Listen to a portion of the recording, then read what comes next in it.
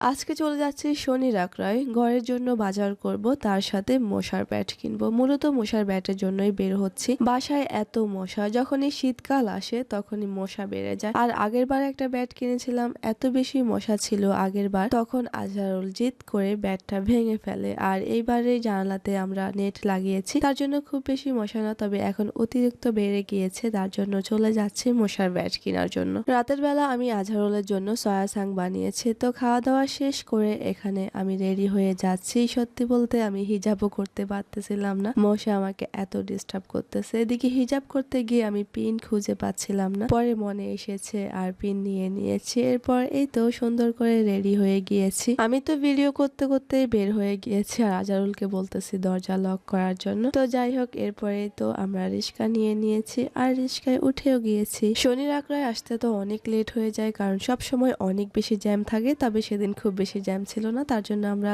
৬-৭ মিনিটের ভিতরেই চলে এসেছি। দোকানে আসার পর আজহারুল দেখতেছিল এখানে অনেকগুলো ব্যাট ছিল, তো অনেকগুলো অনেক প্রাইসের আর অনেক ভালো খারাপ অনেক মিক্স করাই আছে। তো আমি বলতেছিলাম যে আগের বার যেটা নিয়েছি সেটাই নাও। তারপরও দেখতেছিল দেখি আর ভালো কোনো ব্যাট পাওয়া যায় কিনা। তো আমি দাঁড়িয়ে আছি আর ওর মতো করে দেখতেছে। ওই দোকানটাতে দাম একটু বেশি ছিল, তার জন্য পাশের এই দোকানটাতে আজহারুল এসেছে। আর আগের বার যে ব্যাটটা নিয়েছে সেটাও এই দোকানটাতেই নেওয়া। তারপর এখানে আসার পর দেখতেছিল আসলে কোনটা বেশি ভালো হবে। তো আমরা এখান থেকে আমি যেটা বলেছিলাম যে আগের বার যেটা নিয়েছিলাম সেটাই নাও, তো তারপর ও এটাই নিয়েছে। ব্যাট কিনে শেষ করে আমরা চলে এসেছি কাঠি কাবাব খেতে। তো আজহারুল এখানে কাঠি কাবাব নিয়েছে আর আমি এখানে চিকেন চাপটা নিয়েছি। তো খাওয়া শেষ করে আবার আমরা চলে যাচ্ছি বাসার দিকে। তারপর এখান থেকে অনেকগুলো কলা নিয়ে নিয়েছি, দামটা একটু কমই ছিল, তার জন্য আমরা এখান থেকে অনেকগুলো কলা নিয়ে নিলাম। কলা কিনা শেষ করে এবার চলে এসেছি কাঁচা বাজার, মানে তরকারি কিনবো। তারপর এখান থেকে গাজর, সিম,